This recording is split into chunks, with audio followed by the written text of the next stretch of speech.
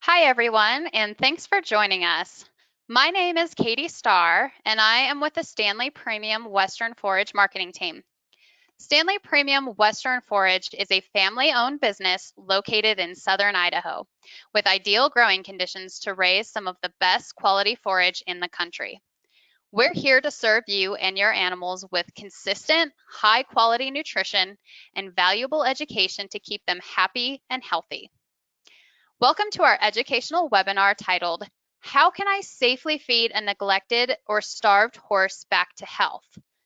Starvation in horses can be caused by a variety of reasons, which we will discuss today.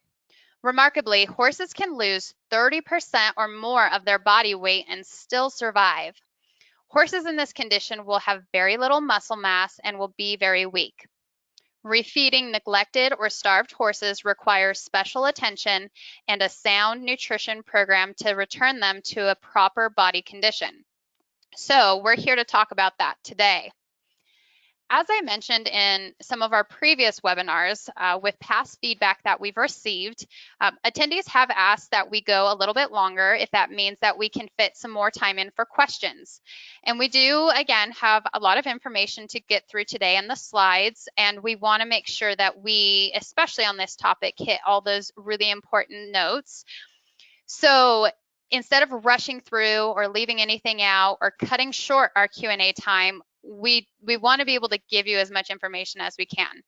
If you don't like it, if you do like it, just go ahead and let us know in the follow-up survey, and we'll see what we can do.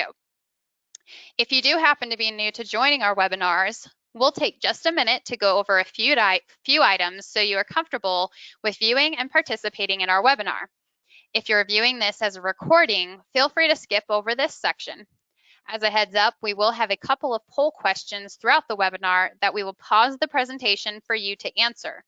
We will also be giving away some free product coupons at the end of the webinar, so you'll want to stay with us until the end.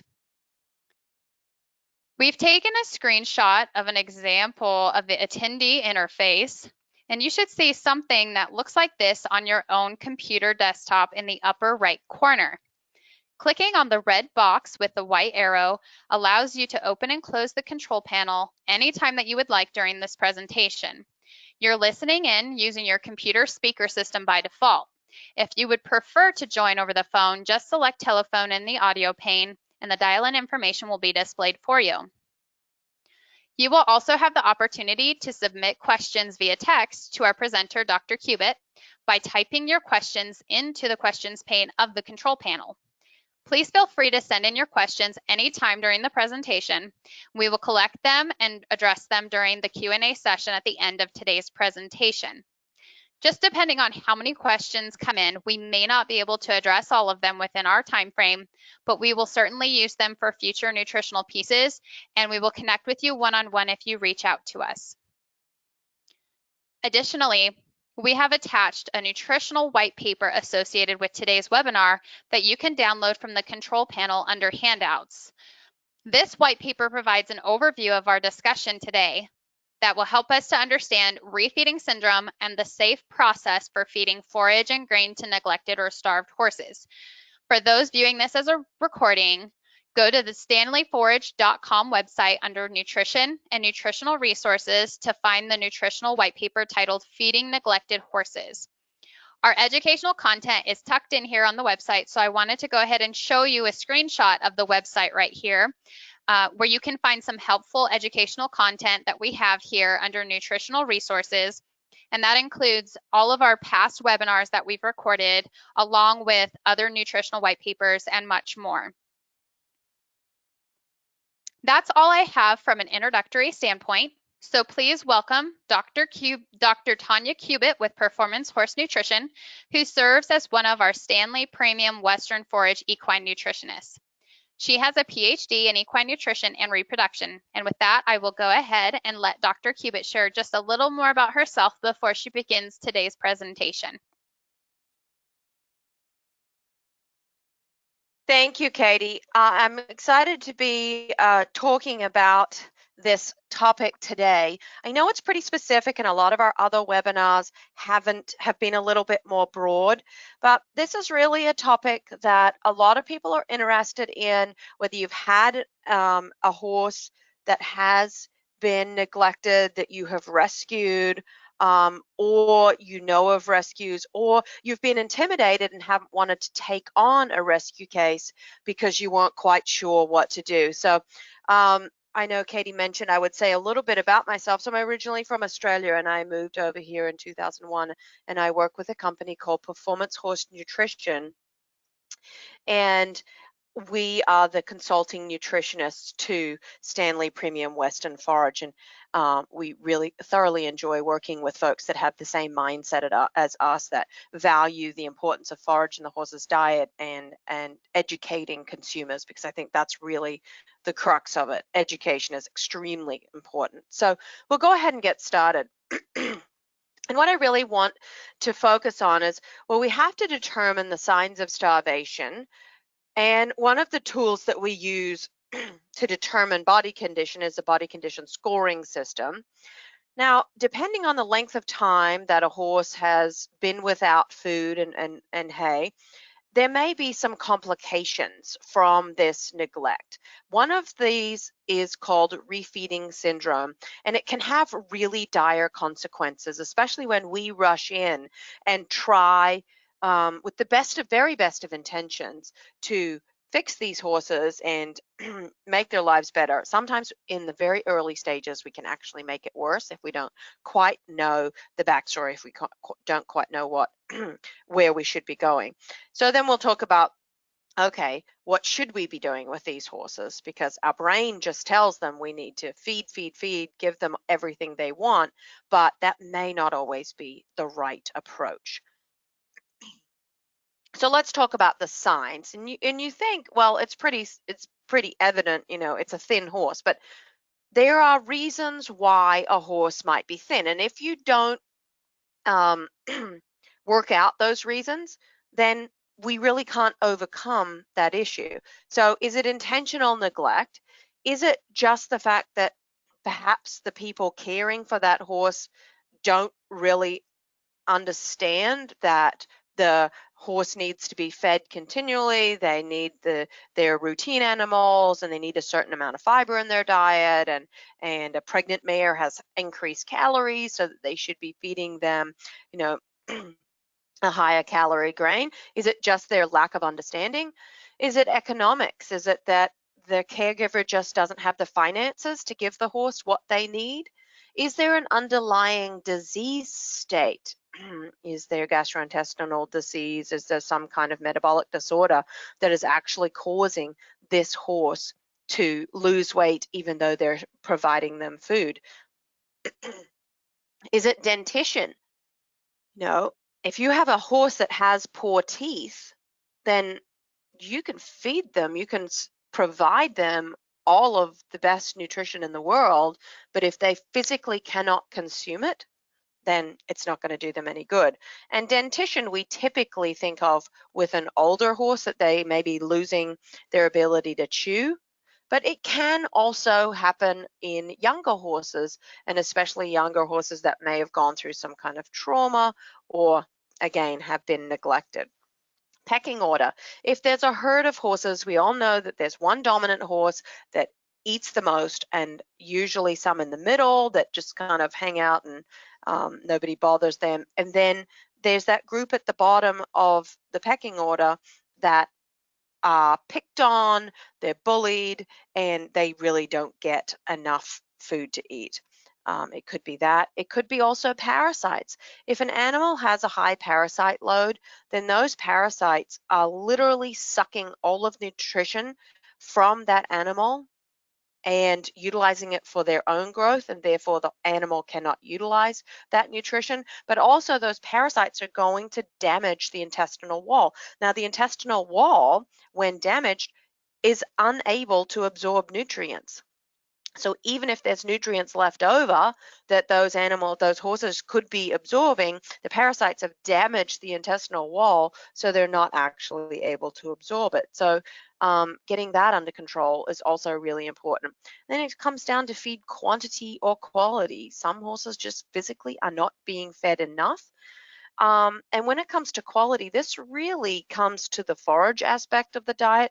The forage part of the diet really should be the largest part of the diet. Horses should be eating, a healthy horse anywhere between 1.5 to 2.5% of their body weight. And someone might be supplying that much forage, even more than that. But if it's really poor quality, and not a lot of nutritional availability, maybe it's closer to straw when it comes to nutritional content, then that horse is just not going to gain weight, even though mentally the owner or the caregiver feels like they're feeding them plenty of food. They're just not getting any benefit from it. So nutritionally speaking, what makes a thin horse? Well, it's pretty simple. They're expending more calories than they're taking in. It could be that if it's a horse that's not really exercising, they're just not being provided enough calories in the diet. If it's an exercising horse, then they're being provided calories, but they're exercising a lot more, so they're expending a lot more calories. What's going to happen? Well, if they're not being provided enough calories, then they're going to start sucking energy from wherever they can. First, they're going to use glucose, and then it's going to come down to protein from muscles and tissues. And they're going to use fat. And once we've utilized all that stored carbohydrate, all that glucose in the muscle, once we've then utilized all of our fat stores, we then utilize any stored protein, and then they start to break down their muscles and organs. Their muscles and organs are also made out of protein and carbohydrates and fats, and so they're going to start breaking those down. And at that point, we're in a catabolic stage, and that's where we really get concerned about this refeeding syndrome that we'll talk about a little later. So how can we determine what truly is a thin horse? And I think it's really important to go through this body condition scoring system. It's a visual estimate of the horse's body fat, because it's also important that we understand every horse looks different. So if you're used to seeing quarter horses, for example, we know that their body type is very round, very muscular, and so they look a certain way. But then you might go and see an Arabian endurance horse, and that horse still might be healthy, and it might be the same body condition score, but it looks completely different. So it's really important to get a good handle on the body condition scoring system. Now, what we're going to do is we're actually going to visually assess all of these different areas over the neck and the withers, over the ribs where you would do the girth up, around the flank, over the tail head. These are all the areas that you're going to visually and mechanically assess. So I also want you to put your hands on the horse and palpate these areas to feel the depth of that fat or the lack thereof fat, because body weight is great, but body weight really doesn't give us an estimate of body fatness. So the body condition scoring system starts with the body condition score of 1, and it goes through to 9, 1 being emaciated, 9 being morbidly obese. We're going to focus more today on that lower end of the scale. And a body condition score of 1, this horse is extremely emaciated. You can see from this graphic here, spine, ribs, tail, head. We're not feeling for fat pads here.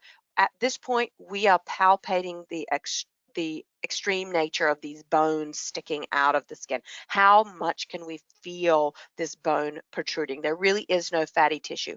Other signs in this horse would be most likely lack of immune system, so they might have discharge from the eyes and nose. You can see this horse looks depressed.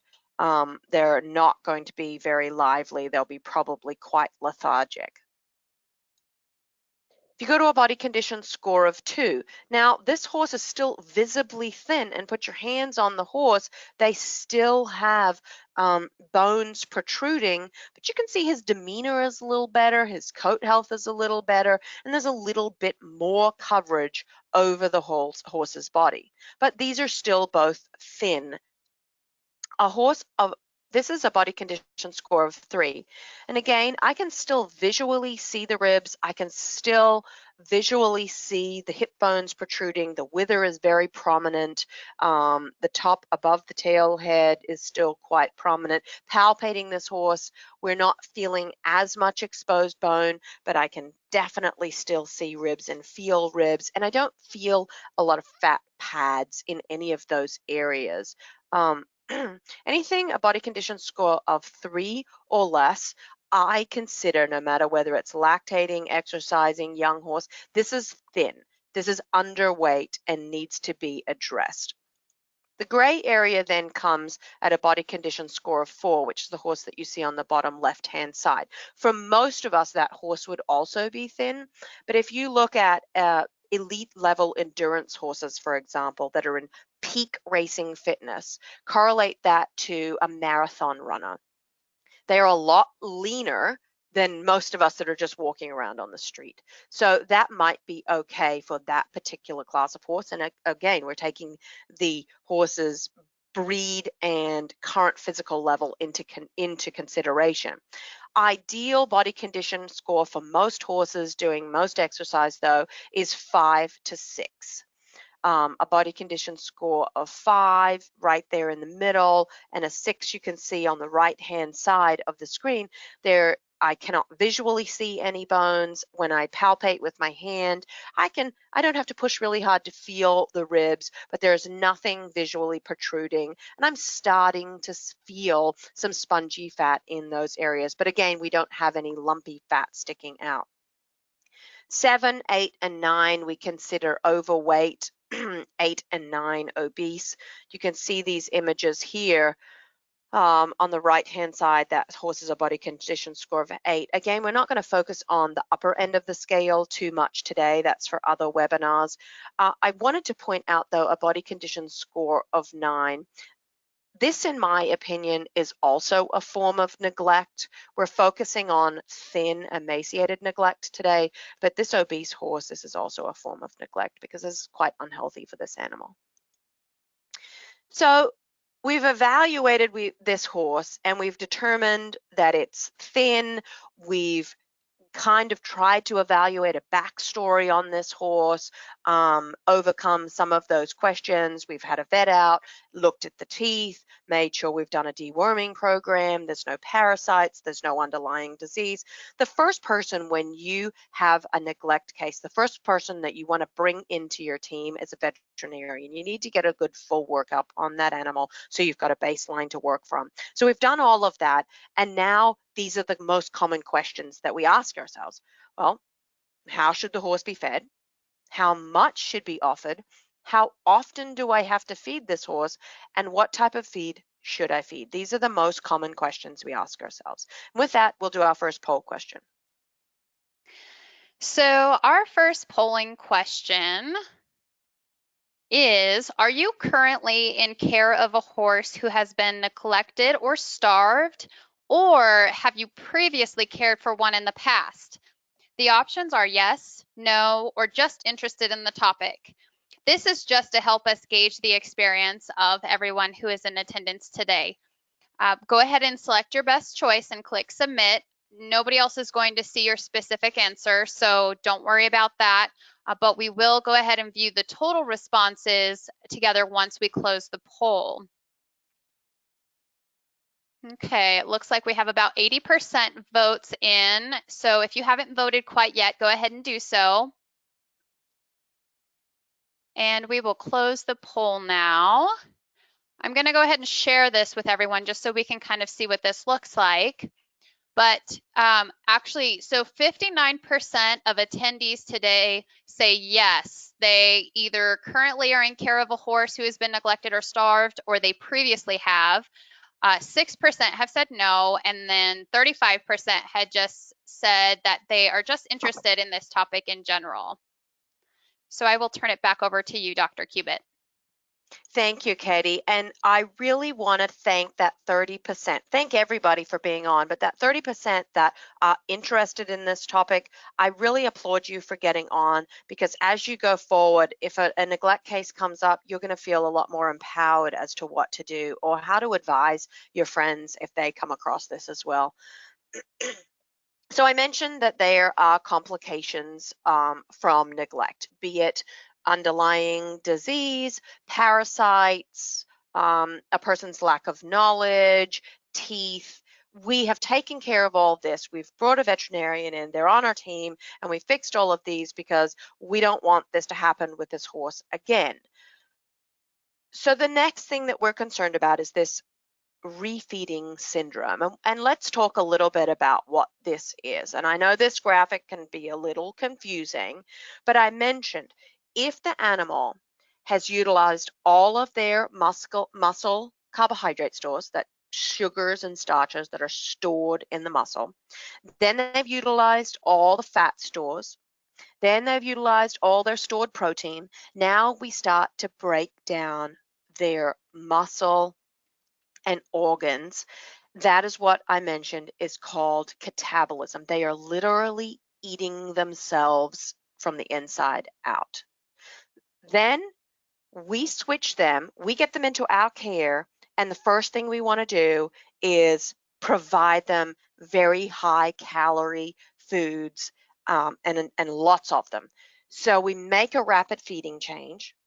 You feel like, well, they weren't eating anything, so me providing them something isn't really a rapid feeding change. Their body was eating something. It was eating its own tissue. Then as I said, we want to provide them sweet feeds and grains and things that they're going to eat, but we've rapidly switched their metabolism from that catabolic state to now back to anabolic an anabolic state, where now they're utilizing nutrients in their diet. Well, this wreaks havoc on their blood, on their glucose and insulin, and on their electrolytes. So when we shift them now to a whole boatload of carbohydrates, whether that's coming from a really sweet, nice grass hay, or it's coming from sweet feed, we get all this carbohydrate, and that drives insulin, because remember, to get glucose out of the blood and into the muscle to be utilized, we use the hormone insulin. So insulin goes through the roof, and we have increased glucose uptake, and that then increases the electrolytes, the potassium and magnesium. Remember, potassium and magnesium are part of muscle function, and so we can have a lot of issues. So one of the other issues is phosphorus. The phosphorus level can also, in the actual blood, the phosphorus level can be really low in these horses with refeeding syndrome. Now, what I want to point out primarily on this slide is it's not going to happen on the first day. So you get the horse, you've evaluated everything, you start feeding him, and you think, oh, we're going great guns. He's eating, I'm doing the right thing, you're feeling great about yourself, and then about day 3, we start to go downhill. Because refeeding syndrome, all of this isn't going to kick in. We're not going to switch fully over from that catabolic state to that anabolic state until about the 3rd day. So between that 3 to 7 days is the critical phase for, are we going to get this refeeding syndrome? So that's why it's really important to going into it to know in those first 3 days, that is the most important time to feed these horses. And as I mentioned, it's that sudden shift to fat and carbohydrate metabolism from literally eating their own body. And it upsets insulin. It also upsets your magnesium and potassium levels. What's going to happen is we can see respiratory failure, we can see heart failure, and we can also see kidney failure in these horses. And it can lead to, worst case scenario is they'll actually die. So we feel like we've taken them out of that near death experience. We've started feeding them and we're doing the right thing for them. And then with all of our kindness, we can actually kill them. So the other thing I want to point out is I focused earlier on what a thin horse is, and anything from a 3 under was a thin horse. But refeeding syndrome is it's not always just associated with that thin horse. You can have a thin horse that has been consuming food every day, just not enough food. The refeeding syndrome, we really need to delve into that horse's backstory, and it can happen in any horse that has been fasted for around 5 to 10 days. So within 5 to 10 days, they may not have lost all of their body weight and be down to that 1 or 2. They may still be within that 3 to 4 body condition score range, but still be at risk of refeeding syndrome. So it's very, very important that anytime you get a horse into your care, that if you're unsure of their nutritional state, if you are concerned at all that they may have had feed, hay, and grain withheld for 5 to 10 days, then you might want to try this refeeding program just to rule that out. So what is the program? Well, the program really, it's a 4-phase approach. Phase 1 is that first critical window, that day 1 through 3, because we want to avoid this refeeding syndrome. Phase 2, we may know we're out of the woods then, so what's the next phase? Phase 4 to 10. Phase 3, we're starting to introduce other things back into the diet, so day 11 through 14. And really phase 4 is from 15 days onward. How are we going to get this horse back up to its ideal body weight? Next poll question. Okay, so our second polling question is, of all of the types of feed that are listed, what is the best type of feed to provide a starved horse in the initial stages to safely bring them back to health? And the options are teff forage or hay, high energy grain concentrate, alfalfa forage or hay, or beet pulp. So go ahead and click the most appropriate response and then select submit. Just remember, if you don't know the answer, give it your best shot. Your specific answer isn't going to be seen by anybody else, so we'll just review together at the end. It looks like we have about 75% who have put their votes in. So if you haven't had a chance to do that quite yet, go for it. Just select one, and we'll take a look at this as we close the poll here in just a moment. Okay, I'm going to go ahead and close this poll and share with you guys our answers. So we have Dr. Cubitt, we have 24% said teff forage, 3% said the high energy grain concentrate, 35% said alfalfa forage, and then 38% said beet pulp. Good, very interesting, Katie, very interesting. So as we go forward, we're going to discuss exactly what is ideal. And we want, number 1, we'll start with phase 1. We need to start with small, very small, but frequent meals. And as we go through this, you're going to think, well, that's really nowhere near enough food to feed this horse. But remember, they're used to getting nothing, and we have to go really slow because we don't want to too rapidly kick them. We have to slowly take them out of that catabolic state into that anabolic state and slowly bring back those electrolytes into play. So what we're going to use is alfalfa. Alfalfa is ideal for several reasons that we'll discuss. But let's just say we have a horse whose ideal body weight is 1,000 pounds. So that's our goal. That's our end goal, is to get them back to 1,000 pounds. In this first 3 days, we've evaluated, we've done all of the veterinary care, teeth, dental, everything. We know this horse has been starved for at least 5 to 10 days, so we want to employ the refeeding program. I'm going to do 1 pound of alfalfa every 4 hours. So that's going to work out to be only 6 pounds a day. And it doesn't sound like much, but again, we don't want to kill them with kindness. We want to make sure that they have free choice access to water. If the horse maybe had some dental issues, sometimes these horses can have sores in their mouth. Sometimes we're overcoming dehydration. Then maybe a soaked alfalfa pellet would be more ideal because we're getting more moisture into the gut, and that can be a little less tough on their teeth or on their mouth if there were any sores in the mouth. So alfalfa in whatever form that you feel is most appropriate, but we're going to do a pound every 4 hours, total of 6 pounds a day. Now, why alfalfa? We want really high quality alfalfa. It's got excellent quality protein in it. So what's happened with these horses is they've literally used up all of their glucose and their fat and their muscle. They've used up all their protein, and they've started breaking down their muscle and organ tissue, which is primarily protein. So we need to give them that protein back, and we need to give them back the proteins that they can use. So we need to use protein sources that are high in lysine. Now, lysine is the first limiting amino acid. It is going to dictate the use of all other amino acids. So alfalfa gives us high quality protein.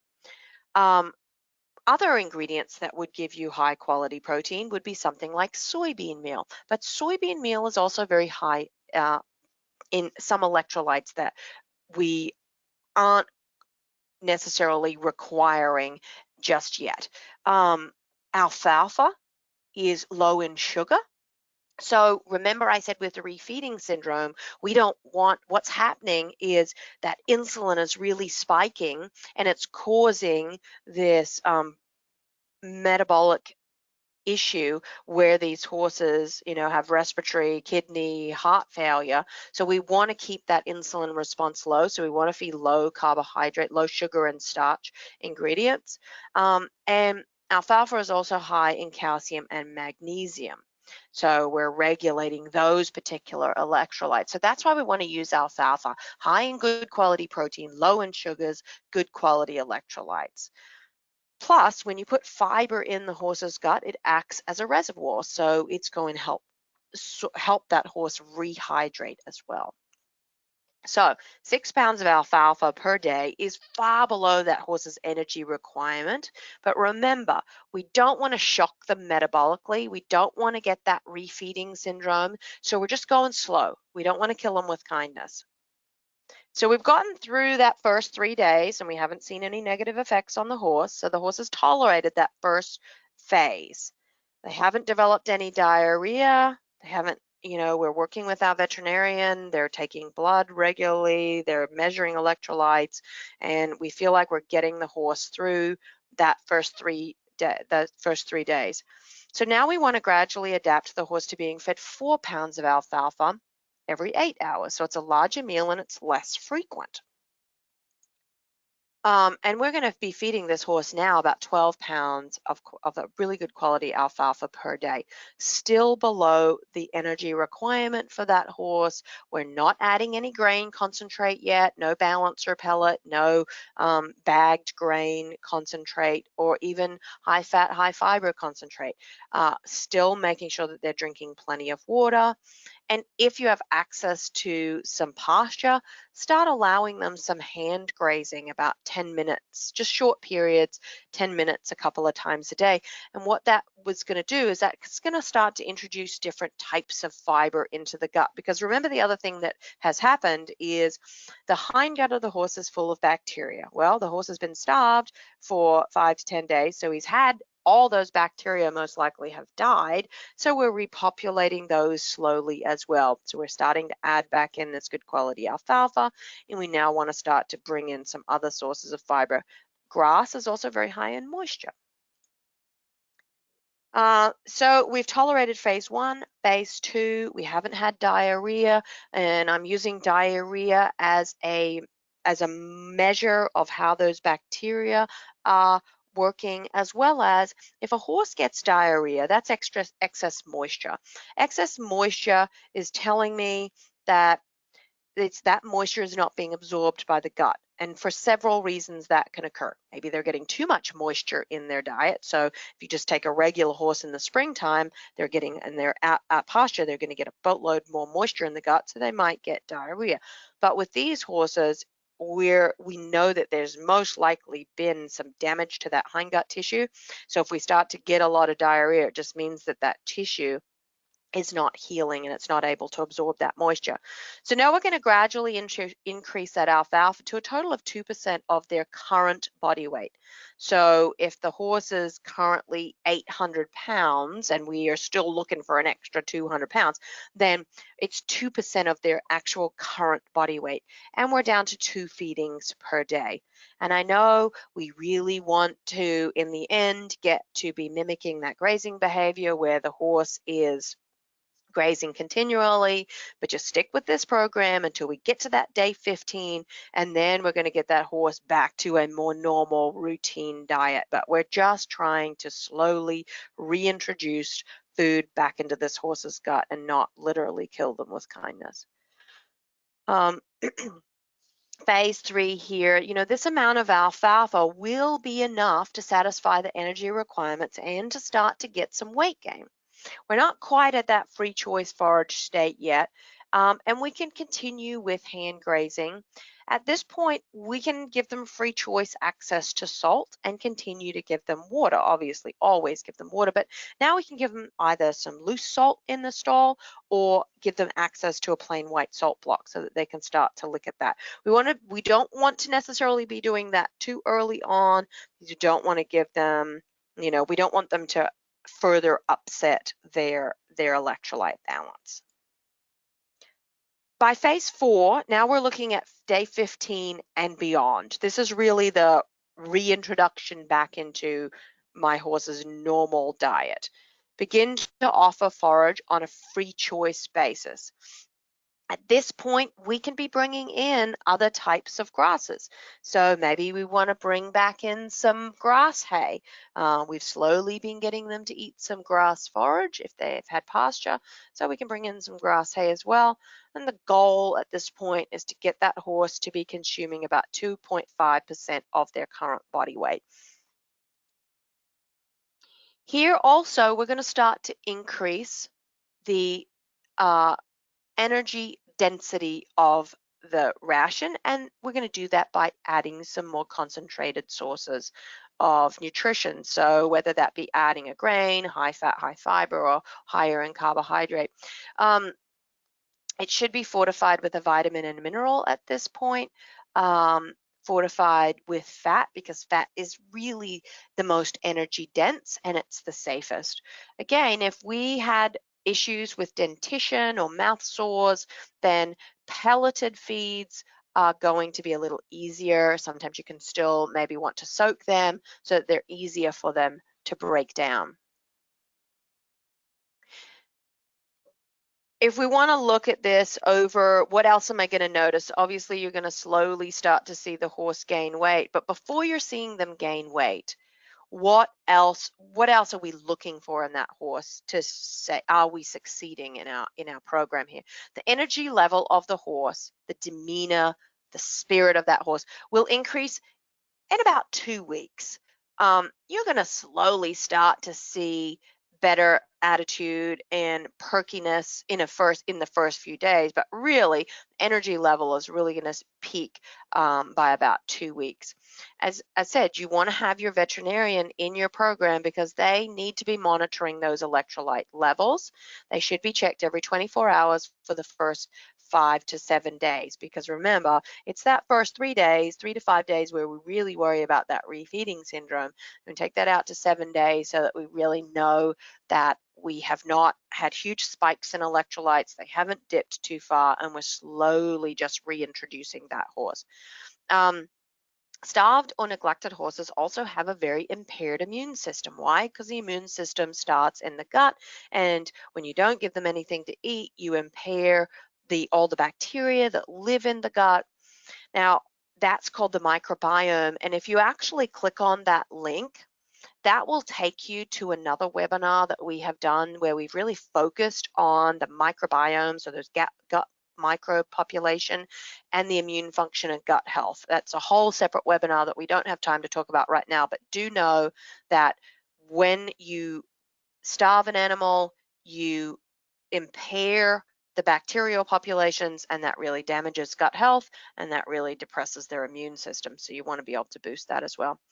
And Dr. High, Cubitt, yes. just really quick, so those that are on here know that if they go to the first few slides that we showed to our website under nutritional resources, it's listed in our webinar recordings, and it's called the microbiome webinar that you just referred to. So just so they know how to get there if they can't click directly on the link.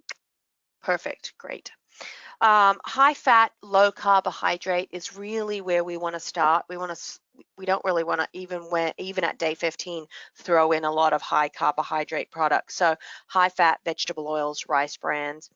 Within 3 to 5 months, that's the expected time frame to restore and rehabilitate this horse back to its normal body weight. So we've got to be realistic about our timeline here. And I know we want everything to happen really quickly.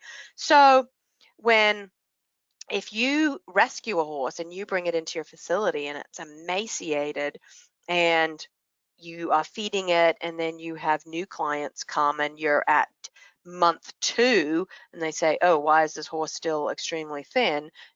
You now have a good expected time frame that you can tell them that it's going to take to rehabilitate this horse. We can look at a couple of examples here. This is looking at the diet. We've got energy and protein, calcium, phosphorus, copper, zinc, selenium, manganese, iodine, lysine, vitamin A, and vitamin E down here on the bottom.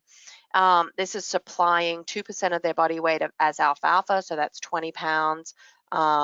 Adding a vitamin mineral sup balancer pellet, because even with the best quality hay, we're deficient in those vitamins and minerals, the copper, zinc, selenium, manganese. So you can see here that this horse's diet is being met. All of the nutrients are being met.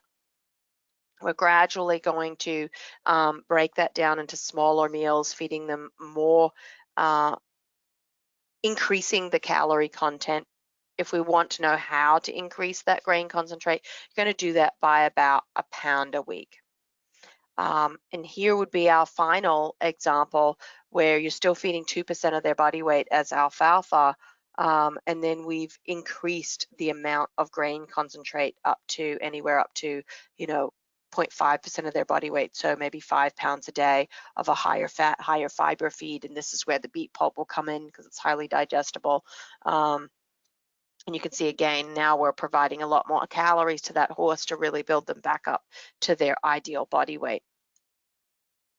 Vegetable oil, very energy dense. Probiotics like yeast and bacteria, these are live. These are going to help repopulate that hindgut. Prebiotics are things like beet pulp, or they're not considered live, and these are going to help stimulate immune function as well as bind bad bacteria and get them out of the gut. When we get to that day 15, these are all things we really should be considering putting in that horse's diet. So wrapping it up, I know we've taken a wee bit of time here. We've identified body condition score and determined why the horse was thin so that we can avoid that occurring again. We've looked at the 4 phases of refeeding, and alfalfa is the key with refeeding syndrome. Now, there are other ingredients that you can use just to put weight on a horse, but when it comes to refeeding, we want to use alfalfa. We want to avoid that rapid shift from that catabolic to anabolic state and that rapid shift in electrolytes, and allow about 60 days for each body condition score that we gain. And just remember, go slow, because sometimes we can literally kill them with kindness. Questions? Thank you, Dr. Cubitt. That was some really great insight into how we can safely bring a starved or neglected horse back to health through nutrition. Really quick, remember to download the nutritional white paper available under handouts before we end the webinar today. And just as a reminder, we will also still be doing the drawing at the end for our winner of free product coupons following this Q&A session. So stick around for that. And with that, let's go ahead and get started on a few questions that were submitted during today's presentation. Again, feel free to still submit questions through the questions pane in your attendee control panel if you'd like. Dr. Cubitt, our first question is from Carrie. And Carrie would like to know if feeding alfalfa pellets or cubes for dental quality and or availability reasons, do you still feed those alfalfa products at the same rate and weight? Great question. And yes, it's a pound of alfalfa every 4 hours, be it pelleted, cubed, or long stem. It's going to change the volume, but pound for pound, doesn't matter what form it's in. Yes, you still feed the same pounds. Awesome. Okay. And David would like to know why a plain white salt block? Why not a mineral salt block? I prefer a plain white salt block because pretty much your mineral salt blocks are 95 to 99% salt anyway. A lot of them have a lot of iron in them, which makes them red. We don't need that. Horses get iron from green forage. But also they can have molasses in them, which I don't want, because molasses a lot of times will drive intake in those salt blocks, so I don't want to give the horse molasses. And if it's just a regular horse that's not starved, I still recommend a plain white salt block, because I don't want people relying on the very minimal amount of minerals in those salt blocks to be supplying everything their horse needs. So just plain white salt block. Okay. Wanda would like to know, she said, my vet said I should use corn oil for weight gain. I noticed you said to use vegetable oil. Why? What's the difference? Well, I guess they're all vegetables, but the reason why I don't recommend corn oil anymore is corn oil is high in omega-6 fatty acids, and omega-6 fatty acids are required by the horse, but our horses get plenty of them in their diet anyway. These omega-6 fatty acids feed the pro-inflammatory pathways in the horse, i.e. they create inflammation. So especially in this particular case, this horse has gone through neglect and stress, and so inflammation is high. With our exercising horses that haven't gone through neglect, they're also in a state of high inflammation. So we want to use fat sources that are going to decrease inflammation and not exacerbate it. So canola oil, soybean oil, these are better options than corn oil because they have far less omega-6 fatty acids and slightly higher omega-3 fatty acids, which are anti-inflammatory. Oh, interesting. Okay, thank you. Thanks for your question, Wanda. That was a good one. Let's see. Michelle would like to know, she says, I have a 29-year-old off the track thoroughbred that was less than 600 pounds when I got him 2 years ago. He's now over 900 pounds, but goes through phases of eating and not eating. What can I do to keep him eating, if anything? With a lot of my horses that have kind of palatability issues, or they don't have a good drive, they're not very food motivated, there are a couple of things you need to evaluate and make sure. Did you treat for ulcers when you first got him? Because even though you've had him for 2 years and most likely you've had him in a much better life than he had before, there can still be some carryover ulcers. So if you didn't treat for ulcers, you may want to get a scope done and see if there's ulcers there, because that can really change their desire to eat food. Could be some hindgut issues. You want to make sure that he's eating a primarily forage-based diet, adding in high fat, and adding in a probiotic. But as far as palatability, there are two things that I utilize. Either stevia, which comes from the grocery store in the sweetener aisle. Stevia is a natural sweetener, but it doesn't have the same glucose and insulin response in a horse. And so you can sprinkle a little stevia and mix it with water, and that will really increase the sweetness of the feed, and they like to taste it better. The other thing is banana flavored powdered pudding. Research has shown that the top 3 flavors selected by horses are banana, fenugreek, and anise. Fenugreek tastes like maple syrup. Anise tastes like licorice. They're a little harder to kind of, for the end user to just try and find. I mean, we're not going to feed our horses the black jelly beans to get the anise. So banana flavored powdered pudding, you can sprinkle that on the feed, and that'll usually drive intake too. But go back to a forage-based diet so that we can, again, with these neglected horses, we're trying to work out, is there a reason why they're thin? Overcome that. Is there a reason why he's not eating? And 9 times out of 10 with these off-the-track thoroughbreds, it's gut health. So. Okay, thank you. Let's see. Jay would like to know, what benefit does beet pulp add to recovery, if any, from starvation? Beet pulp is great. It's a super fiber. It's highly digestible, but it doesn't bring to the table the same amount of protein that alfalfa does. So that's why I'm not going to bring it into the diet until about day 15. At day 15, I'm going to bring in a high fat, high fiber concentrate, and that's most likely going to have more beet pulp in it because it's really super digestible, have the high fat in there because that's high calories.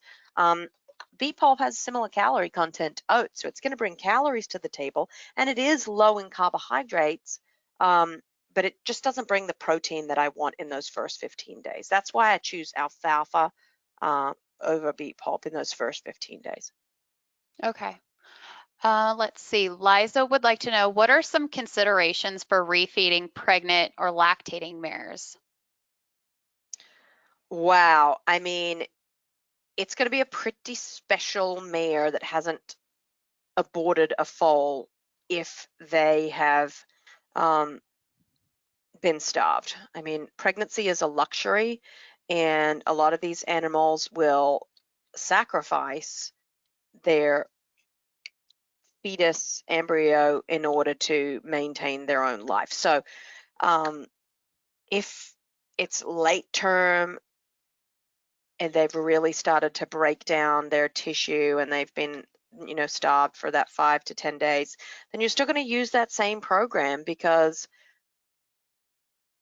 I know you feel like you're sacrificing the foal at that point, but you can still cause refeeding, because now they're also shunting, more insulin and glucose around because of that foal. That the actual pregnancy itself is changing glucose and insulin dynamics, not only the refeeding. So you kind of have a double whammy going there. So still slow and steady. Okay.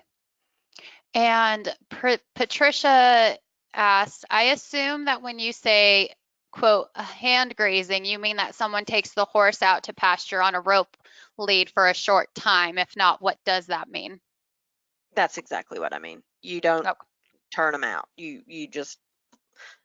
are holding them and they are grazing while you're They're holding their lead. restricted a little bit. Yeah. Correct. Okay. They're not going to run around and they're not going to overgraze. Right. Okay. Karen would like to know, can a PPID horse consume stevia? Yes, absolutely. So a PPID, for those not familiar with that terminology, it's a horse with Cushing's. That horse, you really need to have low carbohydrates in the diet, and absolutely. Stevia does not elicit the glucose and insulin response. It doesn't elicit any glucose and insulin response, but it's not an artificial sweetener. But if you've ever tried it, it's ridiculously sweet, but it doesn't have that response. So absolutely, Okay. they can have it. Good. Okay. Let's see. Barbara says, I have an Arabian whom we cannot keep weight on. So this is getting a little more general, but. Sure. And, if we're not concerned about the whole refeeding issue and we're really just putting weight on the horse, we're still looking at a 60-day window to change your horse's body condition score by 1. So from go to a 4 to a 5 or a 5 to a 6. And again, my go-to is I'm going to improve the quality of the fiber. I'm going to make sure they're getting plenty of fiber. So I'm looking at that 2.5% of body weight. I am looking at making sure that we've got really highly digestible sources of fiber. So we're using alfalfa, we're using beet pulp, but bring in oil. I mean, you can add up to 2 measuring cups of oil a day for that 60-day window, and that'll get that weight on there. You gradually introduce it. But again, with any thin horse, you've got to determine why are they thin, because if you don't overcome that, then you feed them all they want and they probably They'll stay thin. won't gain. Yeah, Yeah. perfect. Okay, let's see. Wanda would like to know, what probiotic do you recommend? So when it comes to probiotics alive, and the key probiotic is really yeast. And you're going to see that as Saccharomyces cerevisiae on a label. Brewer's yeast is not the same. So Saccharomyces cerevisiae, you're going to get that from, there are 2 main companies that sell it, and those commercial companies are going to microencapsulate it so that when the horse consumes it, it's going to end up in the hindgut and not be deteriorated by the stomach acid and the small intestine enzymes. So look at your label on your probiotic and make sure that it has Saccharomyces cerevisiae in there. That's one of the key ingredients that I want to see in there. Okay. And Kelly would like to know, in winter months, if you have a picky hay eater, how much alfalfa pellets should you feed a fit horse? I mean, it really depends on the horse's body weight. If the horse can be picky but still maintain decent body weight, and so alfalfa is going to bring a lot more calories to the table. And so if you have a fat horse or a horse that's maintaining their body weight, if you have a thinner horse, which most picky horses are, then, I mean, you could end up getting up to a 50-50 split between grass hay and alfalfa. It's very dependent. Now, one of the services that is provided by Standlee Premium Western Forage as the partnership with Performance Horse Nutrition is, if you have specific questions about your horse, contact Standlee, and they will put you in touch with Performance Horse Nutrition, and we can work out a program for you using the Standlee products. Excellent. Okay, thank you, Dr. Cubitt. I think we're going to go ahead and wrap up our questions now. We're about 5 till 6 Mountain Time. So I want to thank you for attending this webinar for that we had this evening, everyone. We really appreciate your time and interest in wanting to learn more about nutrition for your animals.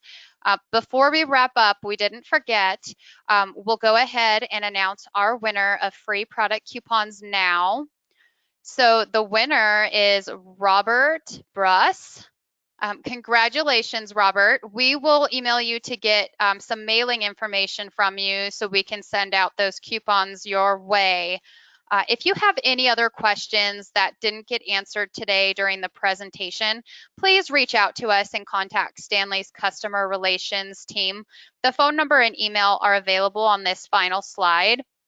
You can also find past webinars, more nutritional white papers, and a lot of other great information, including the Standlee Barn Bulletin blog and some great tools to help identify what type of forage is best for your horse and how to optimize their diet on our website at standleeforage.com.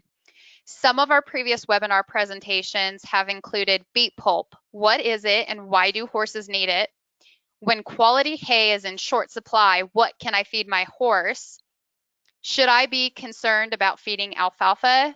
And many other great topics. There's a lot of great recordings on there if you guys haven't had a chance to check those out yet. So please go ahead and visit our website under nutritional resources to check those out. And when you leave today's webinar, you will also receive a survey on the presentation, and we would appreciate it if you could complete that for us. Your feedback really helps us to create better webinars for you and help us identify some great topics for future webinars.